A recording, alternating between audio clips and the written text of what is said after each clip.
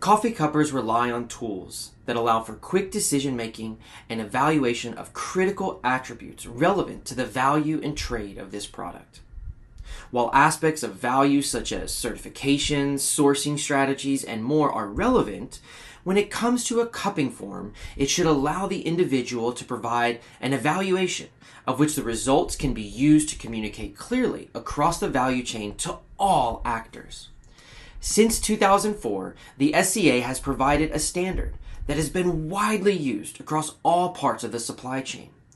The attributes on this form are consistent across many newly released forms and has become the foundation for much of coffee quality evaluation.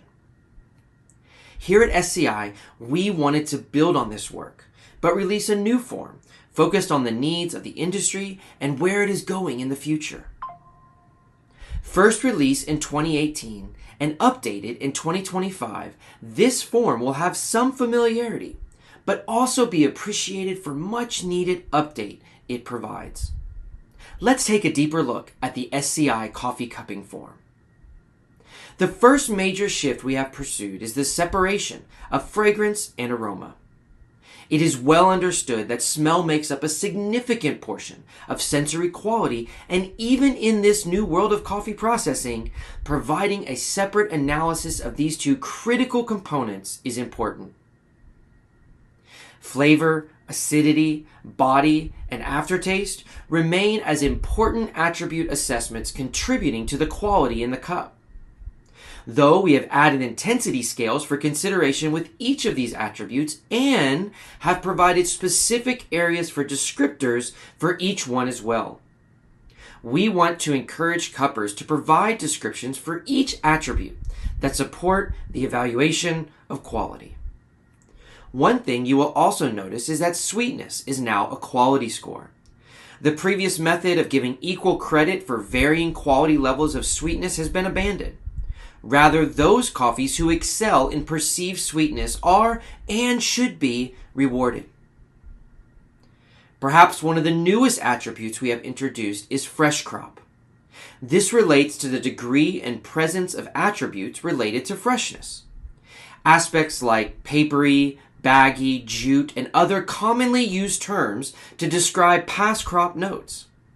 If a coffee presents no past crop notes, then a score of 10 is given.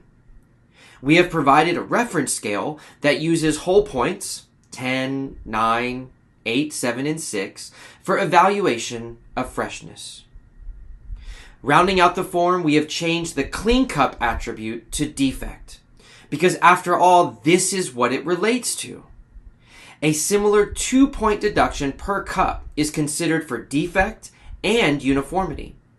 But we no longer are concerned with taint, fault, and further defect deduction, as this is not reflective of the state of our industry today. The form is also based on a 100-point scale.